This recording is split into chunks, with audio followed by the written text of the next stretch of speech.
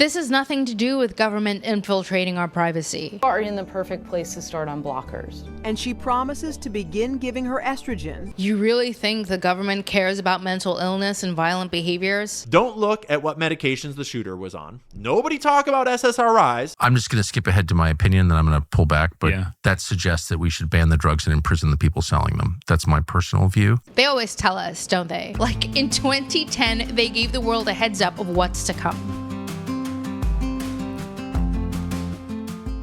Welcome back to another episode of Political Newbie. I am Noah Clark, and this is a space for newbies to politics like me, an average citizen waking up from a dream and trying to make sense of the mess that I find myself in, and it is driving me nuts. Ignorance is bliss. We know that. But is there a benefit at all to waking up? Because we're just slipping deeper and deeper into the abyss the more we wake up, and it's really, really dark down here. A couple of days ago, an ex-user said something ominous.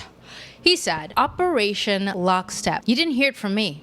Look it up. So the Patriot Voice, a citizen independent journalist, responds, the technocracy Trump administration is following Rockefeller Operation Lockstep to a T. It all started in 2020 with a little something called Operation Warp Speed. What the flip is Operation Lockstep? I'm sure these people mean well, but what are these loony conspiracy theorists going on about now? So I looked it up, and it turns out that in May 2010, 10 years before COVID, the Rockefeller Foundation published papers on what a hypothetical pandemic scenario would look like. They always tell us, don't they? Like in 2010, they gave the world a heads up of what's to come. Take a listen to Laura Ingram report on this Operation Lockstep, published in 2010, where they tell us what an imaginary pandemic would look like. During this pandemic, quote, international mobility of both people and goods screeched to a halt. Normally bustling shops and office buildings sat empty for months, devoid of both employees and customers. National leaders around the world imposed airtight rules and restrictions,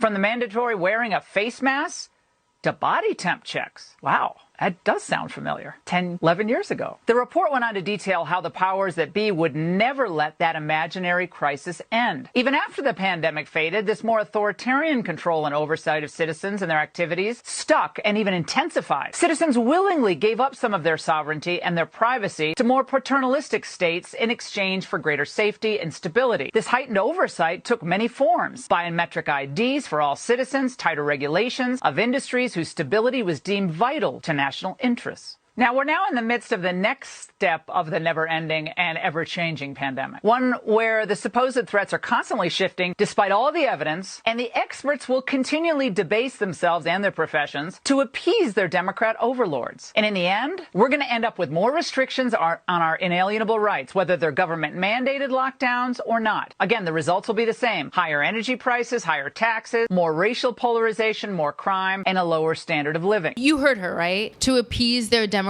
overlords. To appease their Democrat overlords. Fox News blaming it on the Democrats, CNN blaming it on the Republicans, as if we don't know that they're all on the same team. This is how stupid they think we are. In fact, this is how stupid we've been. The Rockefeller Foundation told us in 2010 that a 2020 was going to happen. And they didn't need to keep it a secret because we always fall for their tricks. When shit eventually goes down exactly the way they said it would, like the 2020 silent genocide that they unleashed upon us, they can blame it on the other side, and we will take the bait and fight amongst ourselves while they laugh at us and validate each other's predictions that we, the people, are too stupid and too gullible to be free. So a couple of nights ago, I was in this America First, America Only X space where a mother who understands that Donald Trump has completely gone off the deep end and betrayed our country was saying that maybe it is a good thing that this administration announced a pre-crime initiative to be launched this week, because if the Minnesota shooter's account was flagged, like it should have been, that school shooting would have never happened. And this was a woman who seemed to be well known in the space, totally pilled,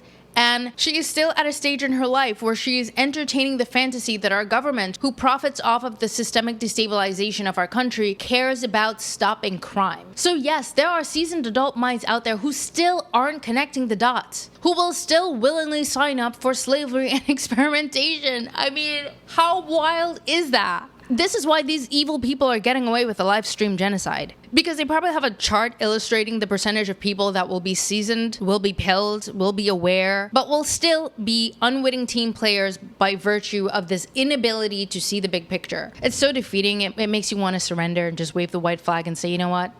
whatever you want. Look, does anyone think that the shooter's YouTube account wasn't flagged? Nothing gets past YouTube, America. My account got suspended a couple of weeks ago, 60 seconds after I uploaded an anti-Zionist article from Haaretz to debunk a Zionist lie. YouTube had to have known what that shooter person posted and what was about to go down. This is not about pre-crime and trying to figure out what a person is going to do before they do it, because YouTube could have flagged that account. What this pre-crime initiative is about is accelerating the coup that began 80 years ago because the mass noticing is getting out of control. Here's an interesting coincidence for you to consider. 10 days before the shooting, during that recess where all the Israeli spies we voted into Congress went to their home base to regroup with Netanyahu, Virginia Congressman Eugene Vindman introduces this bill, H.R. 5011, Violent Anti-Semitism Threat Assessment Act, August 19, 2025. A direct link to the full bill will be on my X account under this episode, episode 23. And then 10 days after this bill was introduced, a Jew-hating trans person murders Christian children, and the government has predictive algorithm policing software packaged and ready to be deployed to the public for the public's safety. Because you know what? Enough is enough. We have to protect our children. And don't be surprised when all this predictive policing technology will be going after anti-Semitic gun owners first. Let's not lose sight of the fact that whatever AI software ICE is using is not preventing them from arresting American citizens, and worse, American veterans. Because why would they arrest an Army veteran in an ICE raid? As federal agents round up thousands of people nationwide, including U.S. citizens. George Redis is a 25-year-old U.S. citizen, a disabled Army veteran, who's taking on the federal government after he was detained by ICE for 3 days and nights without charge, arrested during a raid in July on a cannabis farm in Camarillo, California, where he worked as a security guard. Redis was driving to work when he encountered a checkpoint. He says agents broke his car window, pepper sprayed, and violently dragged him out from his vehicle. One officer put a knee on Redis's neck. Another put a knee on his back. During his time in custody, Redis says he was denied access to a lawyer, prevented from contacting his family, placed in an isolation cell. As he remained jailed, Redis missed his daughter's 3rd birthday. He's now filing a legal claim against the Trump administration. I mean, think about this, okay? If they arrest you and you're a citizen, you're not even allowed to prove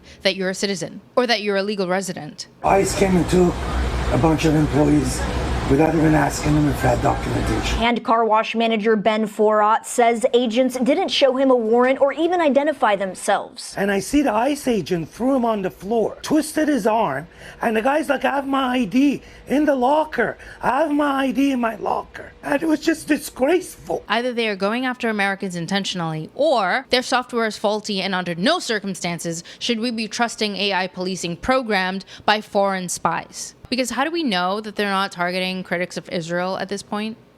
Right. And on top of that authoritarianism happening with ICE, you have regular police officers just going after people because they're annoyed. Community safety. I'm going to get names of compassion, so one officers. I'm going to get one officer to get that. Okay. You told me I can get that. Okay. What? For what? I'm sorry, but these are grown men. First of all, they're like, stop resisting. We're arresting you for filming us. Stop resisting. Stop resisting, sir. There's nothing under those circumstances that warrants. What is he under arrest for? These police officers rolling up on this guy and arresting him. He's gonna be next. Standing right here. You're on the door with your hand. Can I take off my belt? Take off your seatbelt. Slowly. Your hands up. Put the phone down. I have the right to hold the phone. Down. Why can't I hold the phone? Put the phone down. Drop the phone. Please, don't do this. I can't drop the phone. I'm not gonna hurt you. Drop the phone. They literally just tased a guy because he was filming himself for his safety. Everyone needs to make sure that they're recording their encounters with the police for their safety. And they tased him and arrested him. But the only conclusion that you can draw from seeing moments like these is that the cops are being given the green light to break the law. And it's so disgustingly sloppy the way they're doing it. But if you think about it, right, what choice do the Zionists have as they face the global crisis of rapid mass awakening? I mean, it'll be beyond stupid to unleash Plandemic 2.0 to shut things down, so mass arrest it is. But I did come across this clip that gave me hope, where a citizen/chairman of a Black Panther chapter in Philadelphia confronted the cops man to man to let them know to stop being fucking bullies and be men. If you don't hurt people, you ain't gonna towards me again. Shut your You better not step towards me again. Shut your ass. I'm right here. Okay, take another step. Physical distance. I know. Arms length. Right. I know I'm right. I'm right. I know I'm right. I know I'm right. You shouldn't have a badge on you, bully. This is what's going on. If the people in the community are mad about what y'all doing, you should be listening to what they say and trying to fix it. Not getting in their face talking about, I wish you would, because I will. I'm not scared. If black people are brutalized in Philadelphia, we gonna get involved. We don't want to get involved. We want to serve the community together. We want to stop the drugs and stuff together. But you can't be on both sides of the line. So you can't be punching people or stepping on their head or laughing at them while they're having a seizure and then want somebody to be nice to you. You see what I'm saying? I'm telling you where this anger come from. You see what I'm saying? If the police don't brutalize people in this neighborhood, we don't got to get with the police. But if we get video sent to us of that, we going to come yelling and screaming and ready to fight. It's not funny. Police officers that serve the community, they cool. But when police officers laugh at people having seizures because they slammed them on the ground, that's a pig. Punching you is not part of their policy. It says I would treat everybody with courtesy and respect. If they hop out talking like this, bald-headed bully, that's a pig. You understand what I'm saying? That man is black in the black community being a pig. I also want you to know that you do not have to be scared of them. I will get into it with them and die before I let them do anything to you, sister. I got a gun license right here. More black people need to get their record expunged and they need to get legally armed so that they're not the only ones with the guns. So that the punching and the slamming and the putting the foot on the head, all that shit stops. Because all three of those things happen in that camera and they're not going to happen while I'm here. The black people will not be the victims of the police in this community no more while we're here. Okay.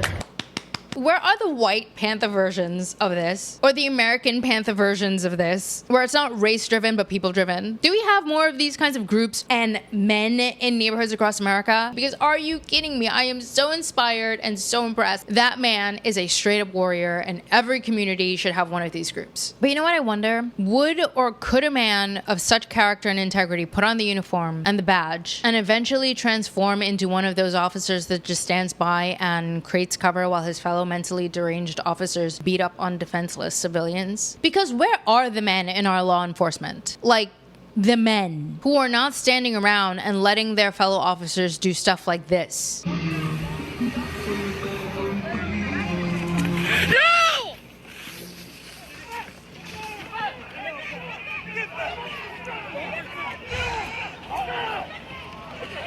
You guys don't need to brutalize him. You don't need to fucking brutalize him. You don't need to brutalize him.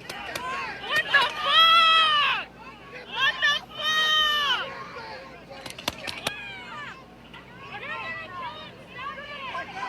Just straight insanity. It's like these people are just having fun on the job. Like they're all high school kids just having a good time. Like they're playing sports or something and they just want to, I don't know, pull the trigger for fun. And yes, of course, we need to deal with our crime problems. But why would anyone think that a government still covering for the COVID genocide and the Epstein ring care about the carjacking and homicides going on in your neighborhood when it's their failed policies that are promoting it in the first place because it's profitable? Like, imagine my surprise when someone commented on one of my posts informing me that the pre-crime move that the Trump administration is hastily rolling out has nothing to do with government control. This commenter says, no one is advocating for more government control. On the contrary, the point is to recognize and address issues like mental illness, violent behaviors, home arsenals, and threats against other human beings in the home where they originate. This has nothing to do with government infiltrating our privacy. Your pontificating rant, meaning my rant, because I was responding to her, against the government has no place in this dialogue. We are losing our children because families and friends of these perpetrators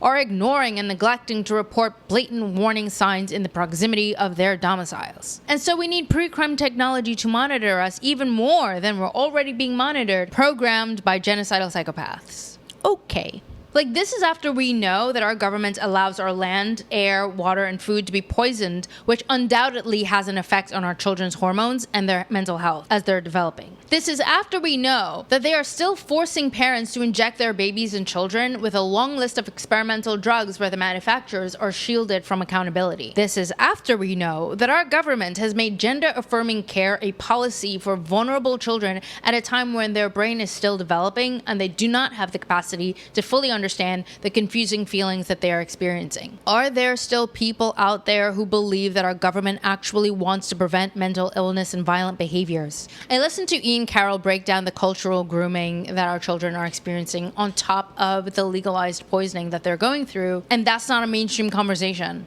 Why? The internet has been hard at work translating all of the pages, and it reads like the diary of an MK Ultra subject. Like, there's no way around it. It reads like MK Ultra. Here's just one. Quote, sometimes it seems to me that I don't exist at all, as if I am just a character in someone else's game or program. Like my whole life is just an illusion and everything around me is fake. I try to touch objects, to talk to people, but inside I feel emptiness. It's as if the world is just a decoration and I'm just an actor playing a role written for me. And I feel so lonely. I feel like I'm going insane. Scrawled across the page in Cyrillic, it says, who? When will this end? Help me. I don't want to. Help. Kill yourself. Kill yourself. The themes are all over this case. Satanic imagery, occult symbolism, an online presence in extremely niche corners of online subculture, and directly adjacent to other accounts that are clearly affiliated with 764 and these other pedophilic and grooming cults. Idolization of other mass killers, a progressively paranoid and fatalist ideology that is not really political in nature at all even. He had written things like kill Trump and 6 million was not enough on his guns, but when you actually look at all of the writing together, all of the symbols and the phrases on the guns and in the journals, paired with the act of killing Catholic children at his old school, there's no left or right-wing ideology here. There's no real substance that you could actually call a manifesto. It's just chaos. And it really does feel like a lost boy who is groomed by culture from loneliness to transgenderness to deeper and deeper isolation, who found some truly dark places on the internet to search for the missing belonging that he craved. And I think it is very likely that he wound up being groomed into deeper and deeper madness. Don't look at what medications the shooter was on. Nobody talk about SSRIs. Nobody talk about SSRIs. So if there's been a 500% thereabouts increase in the use of these drugs, but more people are killing themselves and the drugs are prescribed in order to make you not kill yourself, then that suggests that like we're getting the opposite of the intended effect.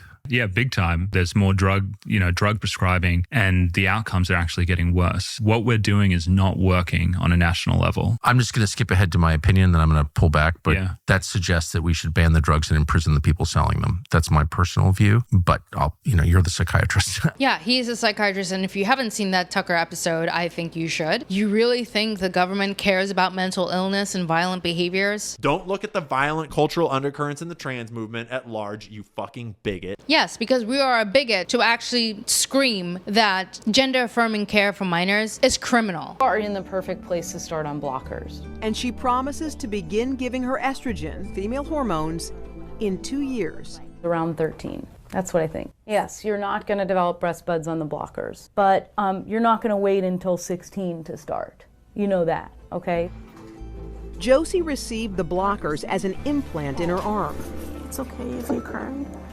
So with all the bravery she could muster, you're going to feel a little bit of a... Josie held on tight as another chapter opened in this young girl's life. A lot of times it strikes me that had this happened just 20 years ago, Thank you. I wouldn't have been able to give her blockers and she would have had to go through male puberty. That terrifies me. It's all done. Do you want a hug? I don't know that she would have survived male puberty. Don't examine what in our society has so many young people feeling lost and depressed and hateful. Don't solve any of the underlying issue. Fuck it. Let's just ignore all that and forge straight ahead into totalitarian thought dictatorship where Israeli tech companies constantly watch your every move and have the authority to raid your house and lock you up if they think that you might do something that they don't like at some point in the future. And for a long time, a lot of people have been speaking up about this. Every one of these mass shootings helps the technocrats push their agenda more and more and more. And at a certain point, I've got to wonder, who is 764? Like, who is behind these online satanic grooming gangs? Is it all entirely organic? Is it really just random sickos and perverts that love the devil and want to sow chaos in the world? Or is it possible that there are state actors involved? Is it possible that there are intelligence agencies embedded in them and actively trying to tip the scales towards the chaos that will help usher in their technocratic agenda? These are just questions, folks. We're just asking questions. Now, going back to that clip of a mother and a doctor encouraging an 11-year-old boy, that was a boy,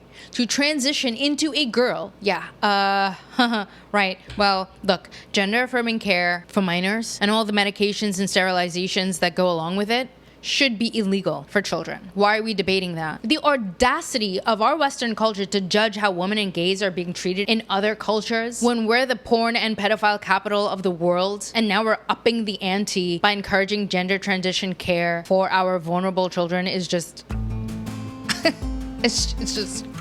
It's like committing a live stream genocide in broad daylight. Not to mention that these school shootings are most likely false flags. There was an ex-naval intelligence officer, Bill Cooper, who not only warned America that 9/11 was going to happen, but he also warned America that the government was going to blame it on bin Laden and that we better not believe it. Here we go with these mad conspiracy theorists saying the darnest things again and again. And it just so happens to be a coincidence that that's exactly what happened. Well, that wasn't his only warning. In fact, a decade before 9/11, in 1991, he wrote a book called Behold a Pale Horse and warned us about school shootings. Chapter 12, he says, the government encouraged the manufacture and importation of military firearms for the criminals to use. This is intended to foster a feeling of insecurity, which would lead the American people to voluntarily disarm themselves by passing laws against firearms. Using drugs and hypnosis on mental patients in a process called Orion, the CIA inculcated the desire in these people to open fire on schoolyards and thus inflame the anti-gun lobby. This plan is well underway, and so far is working perfectly. The middle class is begging the government to do away with the Second Amendment, now including the First Amendment. They've been running this operation for a very long time, and the plan is still working perfectly. Cut to the America First mother in the X Space a couple of nights ago who was like, pre-crime might not be that bad if it protects our children, so why don't we vote for it? People are still getting amnesia when they're emotionally triggered and forget that something seriously sinister has a chokehold on our country. Like, for example, the people who still believe that the COVID vaccines are safe, or that the government wouldn't go as far as poison us and fight like hell to hide it. RFK just fired the newly hired CDC director, Susan Monterez, who refuses to be fired, by the way, something only a Zionist would do. And the staff at the CDC decided to walk out and protest. Ooh.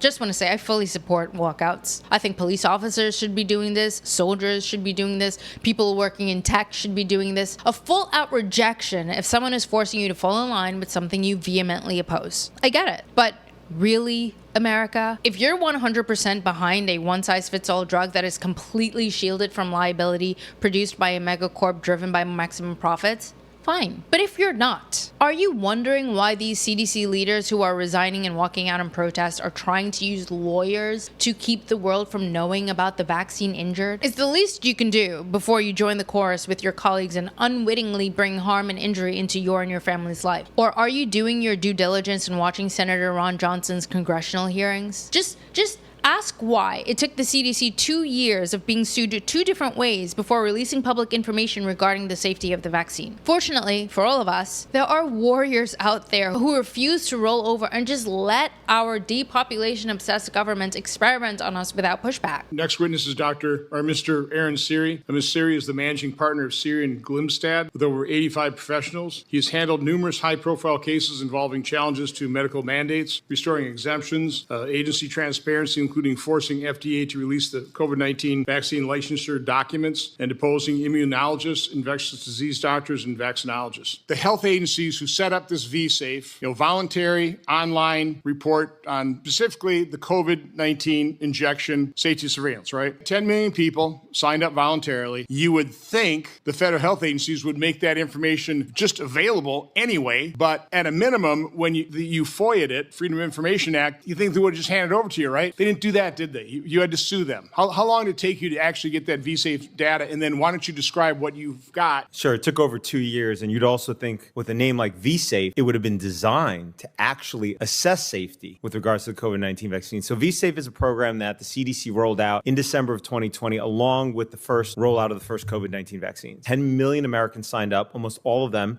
in the first 6 months. This was when there were no mandates. These were folks who were enthusiastic about getting the vaccine. These were the folks who probably who felt it was their civic duty. In fact, that's part of what they checked of why they signed up for V-Safe. And so over the next 2 years, the CDC kept putting out study after study after study, dozens of them, in which it said the COVID vaccine is safe. When you look at those studies, what is it relying upon? One of the primary data sets it's relying upon is the V-Safe data, okay?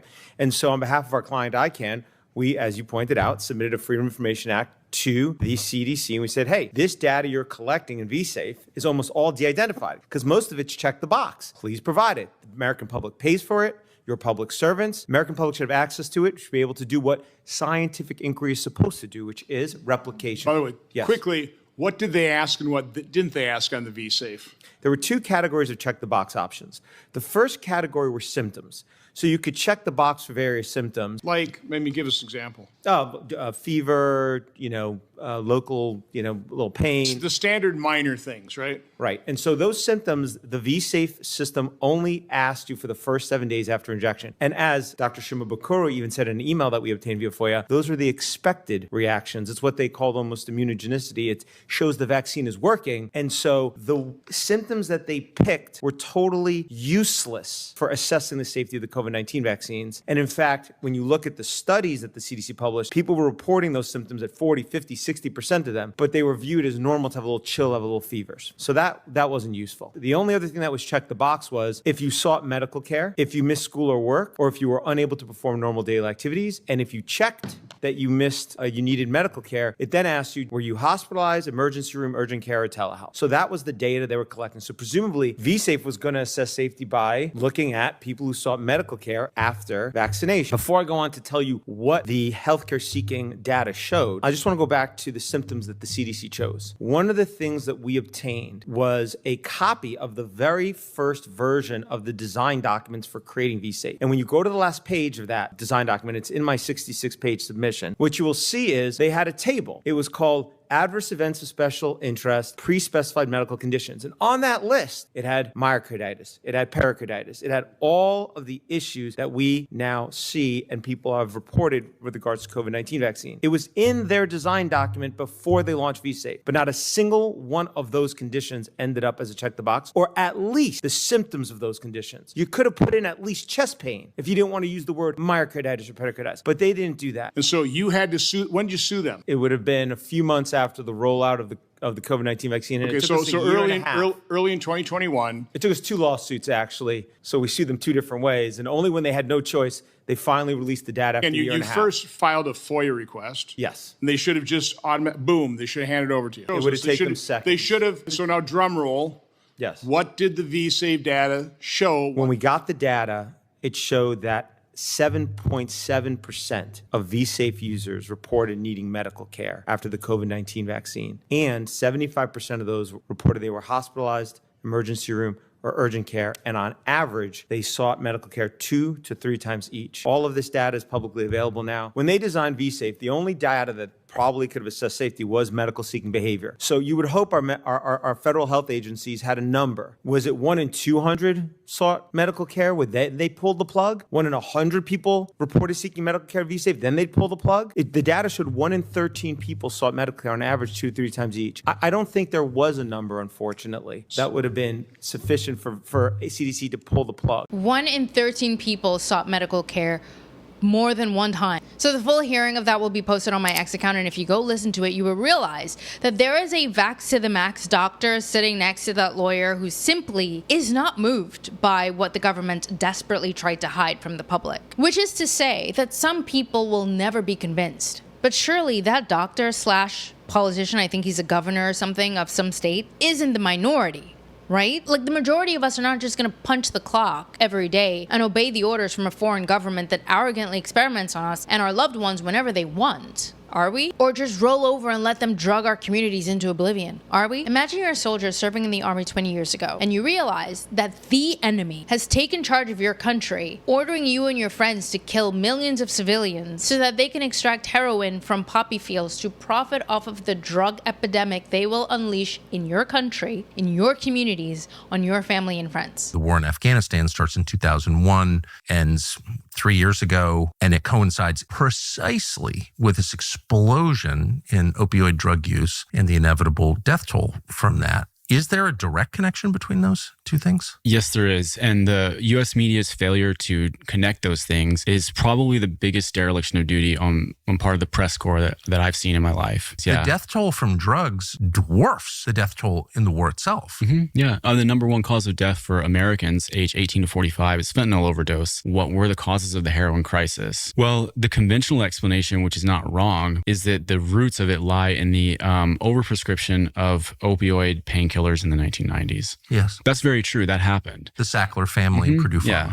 That created widespread dependence on opiates among a number of people. However, more than 90% of all the world's heroin was produced in Afghanistan between 2001 and 2021. Afghanistan, under U.S. occupation, produced more heroin than the whole world could absorb. So supply there outstripped global demand. And so for that reason, there are now believed to be large stockpiles of Afghan heroin in places like Pakistan and Tajikistan. Wait, do you think heroin production went up under U.S. occupation? I mean, it went up exponentially. So, and as a direct result of the U.S. invasion, and we should talk about the Taliban in this context, because in the 1980s, the CIA armed and funded Afghan resistance fighters known as Mujahideen to fight the Russians who had invaded Afghanistan and were occupying Afghanistan to prop up a communist government there. And they won that war. That's what we call Charlie Wilson's War, the movie, of course. But after the CIA withdrew, those warlords that they had previously set up took over Afghanistan and ruled it in the 1990s. And they were all major drug traffickers. They're the ones who were responsible for turning Afghanistan into the narco state that it became. The Taliban, we hear so much about the Taliban's oppression of women and making music illegal, and they do those things. The Taliban is an arch conservative movement whose ethics and morality I absolutely do not share. I never understood why I was supposed to give a shit about that.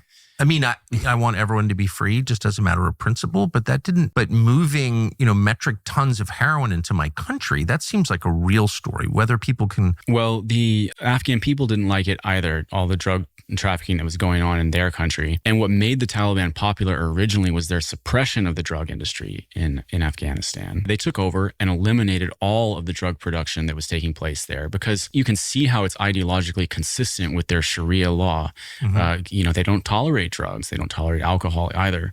So they get rid of all of it. Sharia law is bad, Seth. I don't know if you've heard that. It's bad. It's worse than what's happening in New York and Detroit. It's just bad.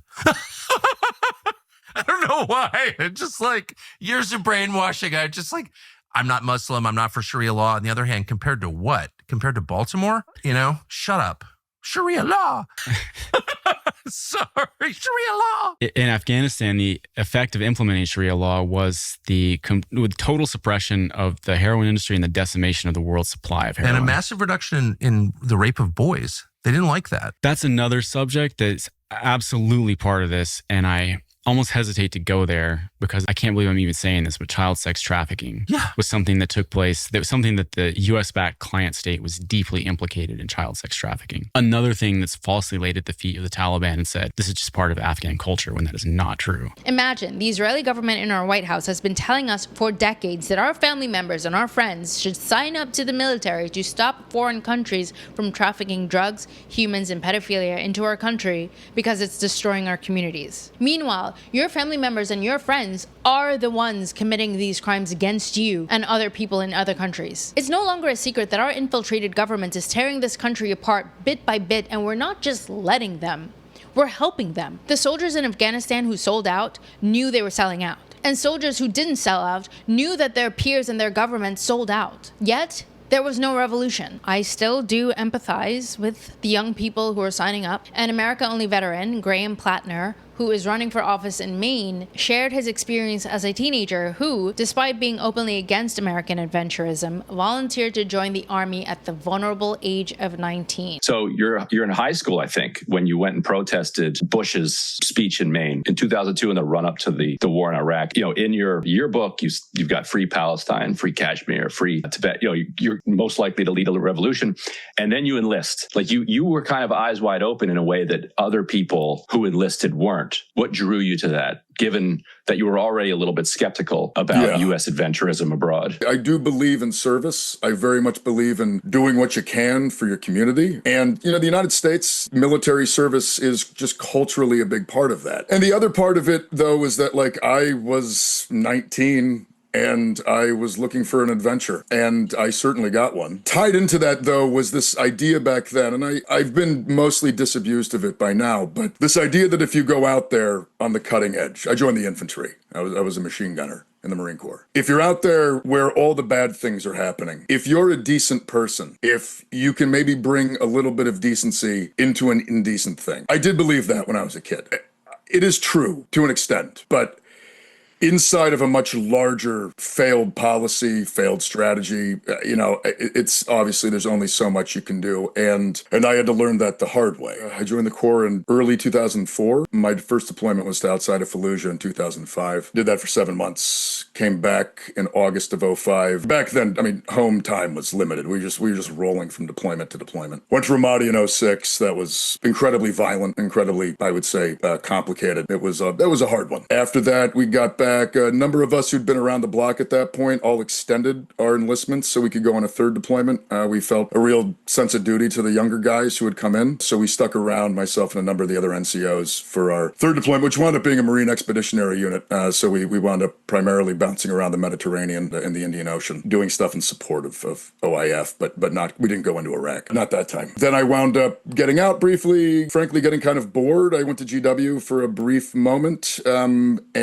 Met Ryan. All my friends were still deploying, so I re-enlisted. So I wound up joining the United States Army. I went to a long-range surveillance company. I became a reconnaissance team leader, and I deployed to Afghanistan in 10 and 11 with the Army. And then many years later, 2017, 2018, I went back to Afghanistan as a security contractor. That was short-lived. My disillusionment had become quite pronounced at that point. So yeah, it's interesting how when you then go in as the mercenary, the independent contractor, your disillusionment really reaches its peak. I think Tony Aguilar is experiencing that right now, the Green Beret veteran who is making his rounds, raising awareness on the kill concentration camps that the GHF set up in Gaza. The United States Congress comes after veterans, they will come after you. So even if you're politically aware to some degree, like Graham was at 19, and sign up because you believed you could contribute to restoring the honor and integrity of a corrupt system, reality seems to always have a way of contaminating good intentions. And I think everybody can understand that life is a complicated, chaotic mess and nothing is cut and dry. But also, there is great risk in being brave. Gary Webb is one of our American heroes who chose his home and his country over our enemy government and paid the ultimate price. In 1996, Gary exposed how the CIA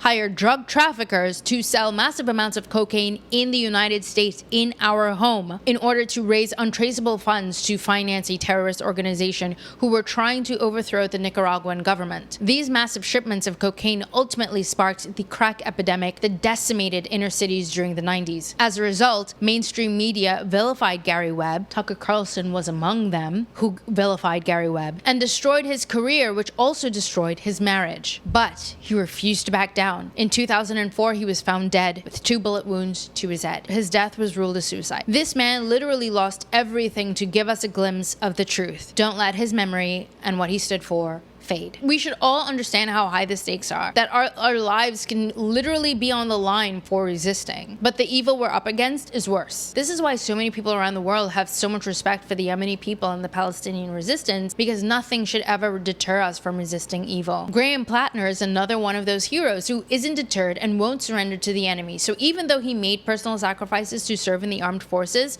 he's running for the Senate seat in Maine to continue his sacrifice. People are always saying that voting is meaningless. I think voting is meaningless if our options are two versions of the same enemy. But if you have candidates like Plattner in Maine and Jose Vega in New York City who are uncompromising in putting their country's interests before all others, voting becomes a viable form of resistance that we must take advantage of. If voting wasn't a viable form of resistance, Senator Ron Johnson would not have won a third term, and the victims of Big Pharma's experiments would have less of an opportunity to be heard in Congress. What about your constituents? What's been their response to the briefings that you held before you were the chairman and now the hearings that you're hearing? I would not have run for a third term had other people stepped up to the plate and advocated for the vaccine injured, but nobody else was. And I couldn't turn my back on this country. We're in serious problems, but I certainly could not turn my back on the COVID injection and the vaccine injured. So I ran for a third term. And, I won by 26 or 27,000 votes, a narrow election. Wisconsin, we're a very purple state. I honestly believe that,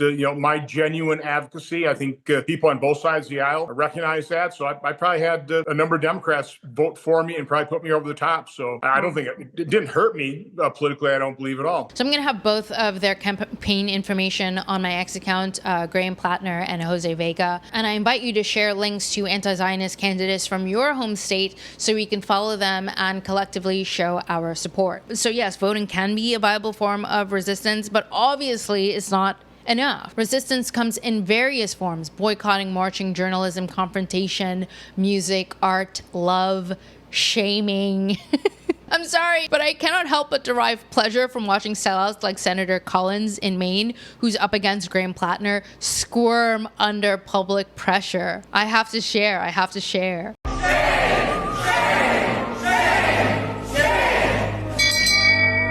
Shame. Celebrate. Oh, please. There's no celebration. No celebration of genocide. Why are you calling genocide? Just listen. You have voted for our Israel. Every vote. I have a suggestion. Would you listen to the suggestion? Vote Graham Plattner! Yeah! My name is Graham Plattner, and I'm running for U.S. Senate in Maine to defeat Susan Collins. The difference between Susan Collins and Ted Cruz is at least Ted Cruz is honest about selling us out and not giving a damn. Listen, I came into Congress 13 years ago with the stated intention of being the leading defender of Israel in the United States Senate. People know that the system is screwing them. They know it in their bones. Nobody I know around here can afford a house. Healthcare is a disaster. Hospitals are closing. We have watched all of that get ripped away from us. Nothing in Sullivan, Maine improved because of the wars in Iraq or Afghanistan. Nothing in Sullivan, Maine is going to improve because of our funding of a genocide. You're supposed to fight for the things you love. This is our home, and I will fight tirelessly for it.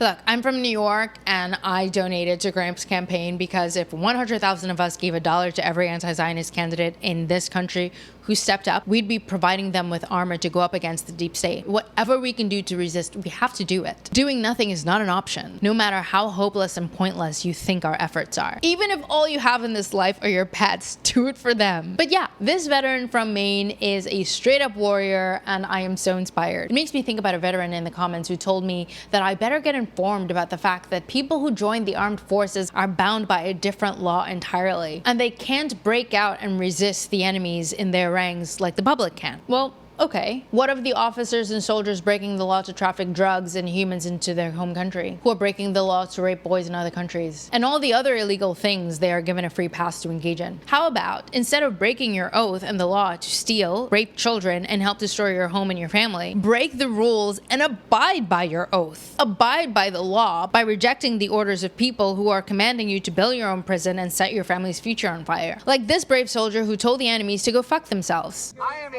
20-year combat veteran, having served in the United States Army. I fought for every single one of your rights to express yourself and however you feel that you may want to express yourself. There's a First Amendment right to burn the American flag. No president has made a law, period. No Congress will make a law infringing on First Amendment rights. I'm burning this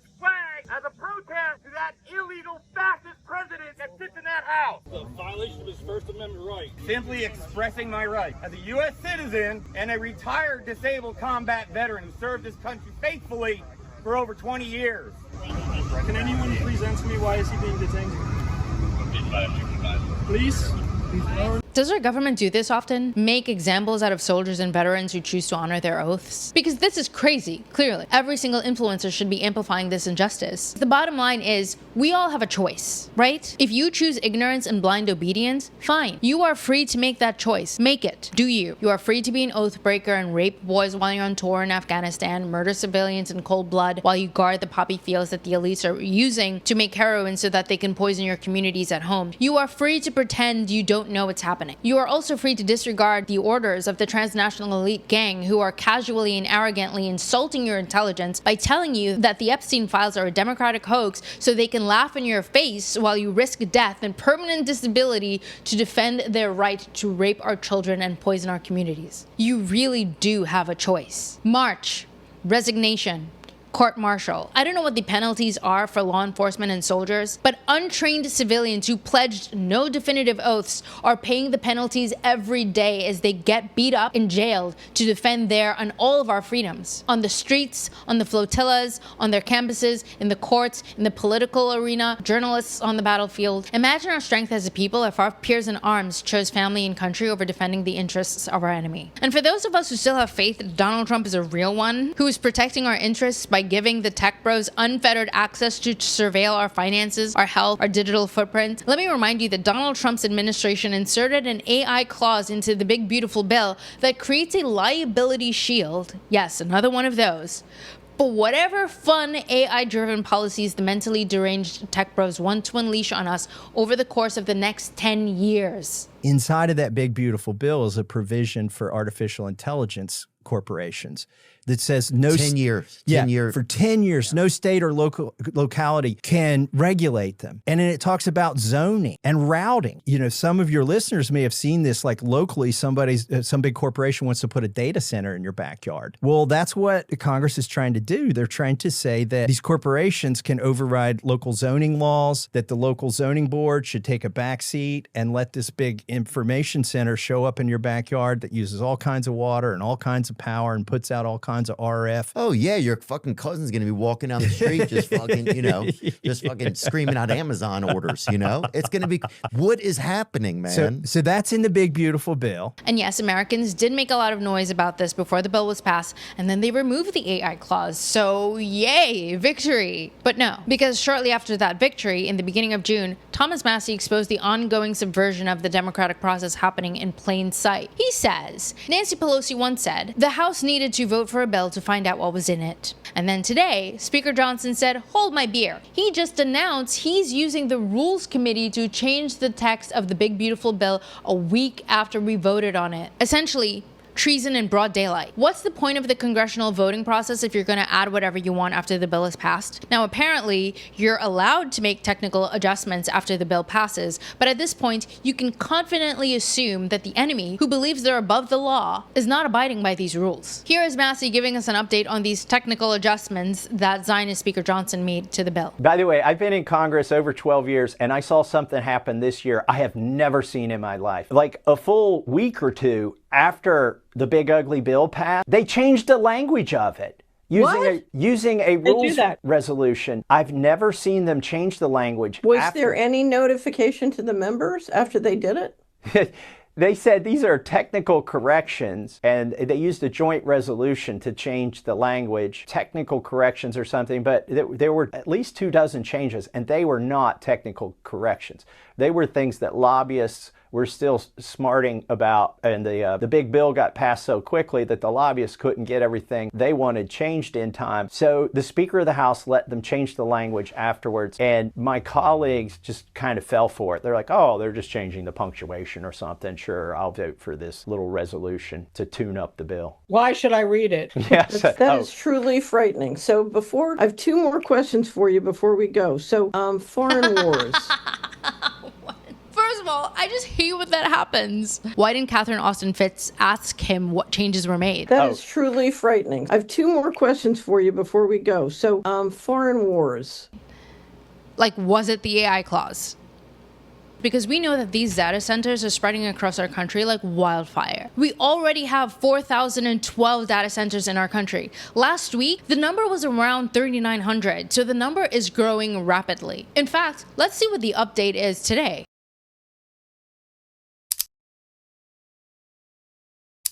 4,017. Are you kidding me? So we went up by 5 data centers already. You have to remember, almost all of our local, state, and federal representatives are all working for the same master. So most of them are just signing on the dotted line and giving away our land and resources to big tech. They tried to tell us that we need a 10-year moratorium on AI development because China is outpacing us and that it has nothing to do with the digital prison that they're building over our heads. But then you realize that China only has 379 data centers. We've already outbuilt them. And go take a look at China. As awful and oppressive as we are told they are, their infrastructure is well executed. Their people look healthy and they don't abandon their homeless people on the street. The difference between the oppressive regime of China and the oppressive regime of America is that the Chinese people are governing their own country. Our country is governed by a hostile foreign entity whose values are incompatible with our own. So it can easily be concluded that the rapid data center proliferation in our country has nothing to do with China and everything to do with using our land and resources as a base from which to power their New World Order machinery. Meanwhile, these data centers are going to make us homeless. Why? Because we're absorbing the cost of it in our utility bills. So before long, you'll get priced out of your neighborhoods. But if that doesn't do it, the data centers will drink your neighborhood into a desert. Your water supply will become scarce and poison. Karen Howe is a tech engineer turned tech reporter who is another warrior raising awareness about what we're accepting if we don't resist. We're seeing reports of Elon Musk's XAI, the giant supercomputer that he built called Colossus in Memphis, Tennessee. It is being powered with around 35 unlicensed methane gas turbines that are pumping thousands of toxic air pollutants into that community. So this data center acceleration is not just accelerating the climate crisis, it also is accelerating the public health crisis of people's ability to access clean air as well as clean water. So one of the aspects that's really under talked about with the OpenAI's version of AI development is that these data centers need fresh water to cool, because if they used any other kind of water, it would corrode the equipment, it would lead to bacterial growth. And so most often these data centers actually use public drinking water, because when they enter into a community, that is the infrastructure that's already laid to deliver the fresh water to companies, to businesses, to residents. There are many, many communities that they do not have sufficient drinking water even for people. And I went to Montevideo, Uruguay, to speak with people about a historic level of drought that they were experiencing, where the Montevideo government literally did not have enough water to put into the public drinking water supply. So they were mixing toxic wastewater in just so people could have something come out of their taps when they opened them. And for people that were too poor to buy bottled water, that is what they were drinking. And women were having higher rates of miscarriages. Elderly were having an inflammation of their chronic diseases. And in the middle of that, Google proposed to build a data center that would use more drinking water. And Bloomberg recently had a story that said 2/3 of the data centers now being built for AI development are in fact going into water scarce areas. You said a moment ago about XAI, unlicensed energy generation using methane gas. When you say unlicensed, what do you mean? As in, the company just decided to completely ignore existing environmental regulations when they installed those methane gas turbines. One of the things that I concluded by the end of my reporting was not only are these companies really corporate empires, but also that if we allow them to be unfettered in their access to resources and unfettered in their expansion, they will ultimately erode democracy. Like, that is the greatest threat of their behaviors. And what XAI is doing is a perfect example of, at the smallest level, these companies are entering into communities and completely hijacking existing laws, existing regulations, existing democratic processes to build the infrastructure for their expansion. And we're seeing this hijacking of the democratic process at every level, the smallest local levels all the way to the international level. And this is what the BBB wanted to do, which is just remove all regulations from AI development so that there's nothing we could do to fight back. And for those of us who still have faith that Donald Trump is a real one, who is protecting our interests by giving the tech bros unfettered access to if you just connect all the dots, can you still just shut your eyes and say, well, sometimes this enemy government governing us means well?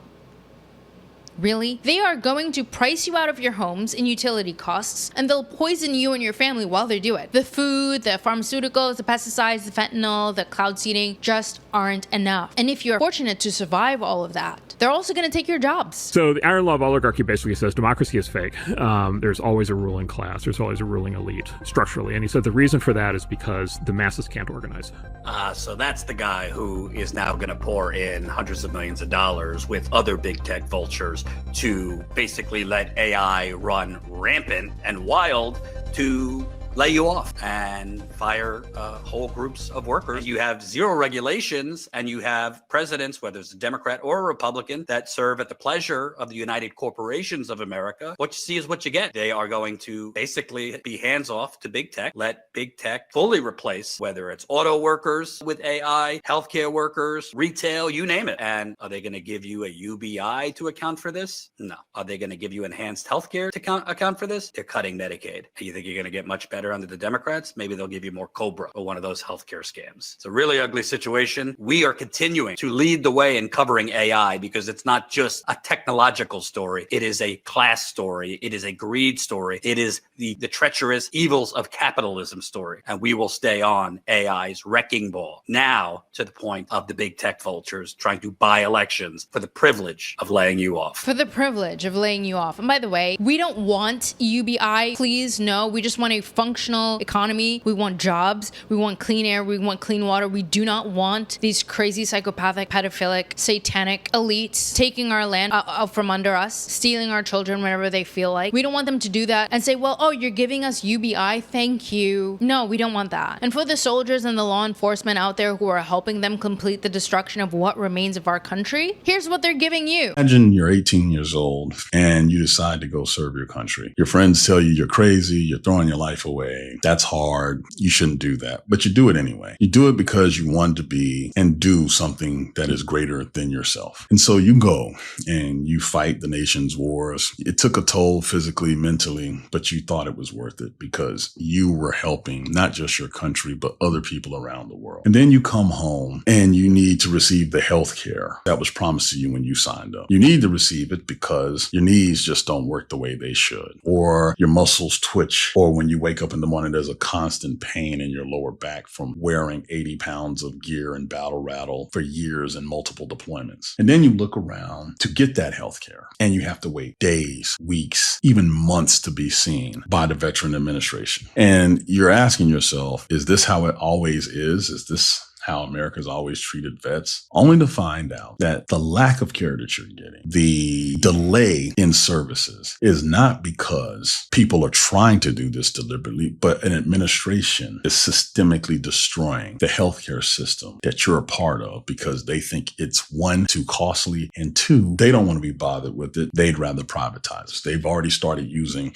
attrition, hiring freezes, buyouts as deferred resignations, and most importantly, broken off and destroyed relations between the unions that provide the nurses and doctors and the federal government. Nurses have been complaining about the deteriorating conditions in VA facilities for months, over 100 formal complaints filed. But because the Trump administration broke in the labor agreement between the nurse and doctors unions and the VA, they can ignore the complaints. As a matter of fact, not only are they ignoring them, they're not even acknowledging them. No shame in their game, okay? They're like, we don't even have to pretend to care about you after you sacrifice everything to serve us. And you know what's very odd? I've never come across a veteran who says anything good about the services they receive when they come home, no matter which side of the Zionist coin is in charge. Now, Bobby Jones here, a Navy commander, is blaming it on the Trump administration. And I'm skeptical of anyone who thinks that one side is better than the other. So I did some digging to see how and what is being reported on the topic of VA cuts. So the Veterans Affairs government website has this article up and says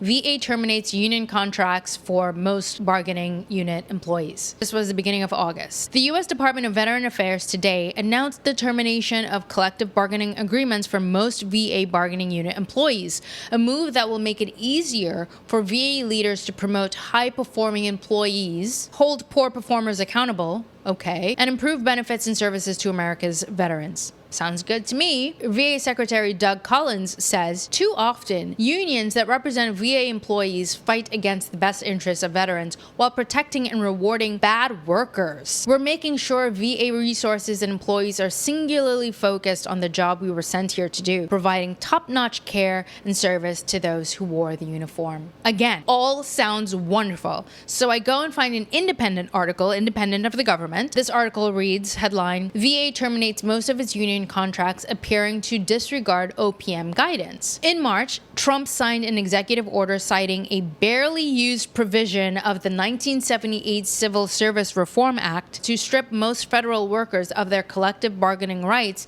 under the auspices of national security. But unions have argued the edict and its invocation of national security are mere pretexts for retaliating against labor groups for challenging the White House's personnel policies in court, activities ostensibly protected by the First Amendment.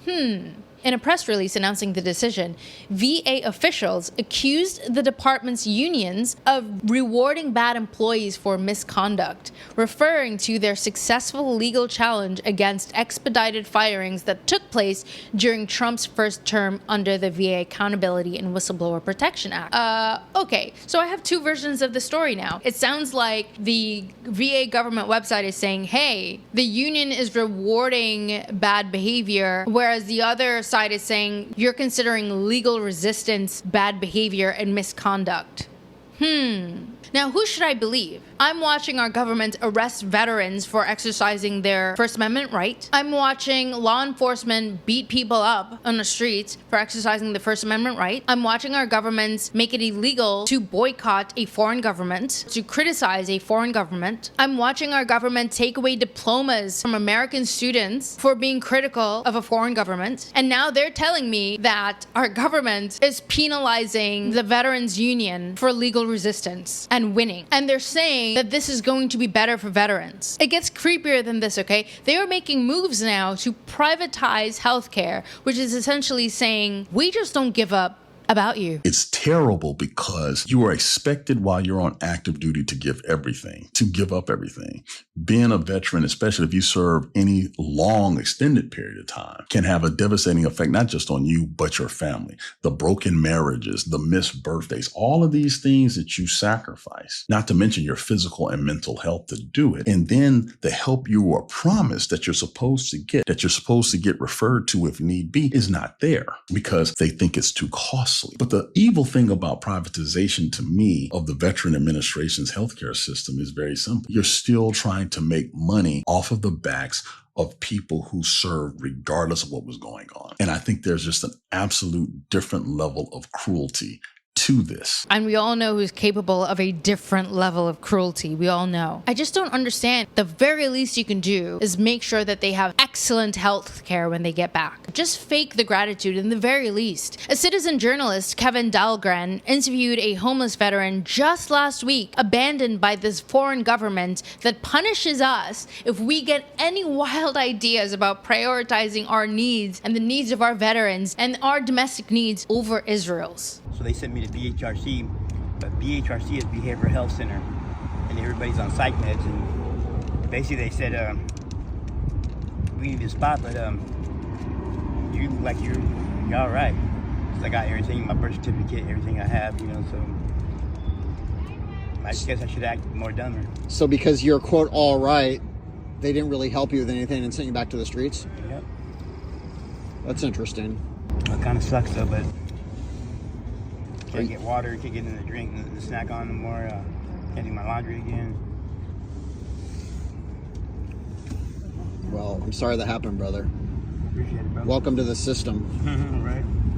Yeah, welcome to the system. Once upon a time, I was a homeless foster care teen, and I found a landlady who owned a small private building, 4 floors, 16 apartments, in Bushwick, and she dedicated her life to housing homeless veterans who she found on the street, and I was very lucky to find her. So I've lived with homeless veterans for 4 years, and it's truly heartbreaking that the system is still failing our veterans over a decade later. And it's heartbreaking because on top of the readjustment that a lot of soldiers have to try and undergo when they come home, And then you have no health care. You're not guaranteed a home. Imagine that. By the way, I really doubt they treat Israeli soldiers like that, because our government protects Israeli soldiers more than they protect our soldiers. So Graham Plattner, the veteran running for office in Maine, sums up his experience coming home like this. People always talk about this kind of bitterness that a lot of combat vets feel when they come back and like society doesn't understand them. That's true. There's also an element where you come back and you realize that you got really taken advantage of, and all of your ideals and your beliefs, your willingness to put yourself out there, to put your life on the line, to see your friends frankly get sacrificed, and you come back and you realize that it was all for nothing. That's hard. That's I still struggle with this. It's an emotionally complicated situation. A lot of young men and women who returned, like, you have to layer on top of all of the trauma this deep sense of like none of it meant anything. And I know a lot of vets who are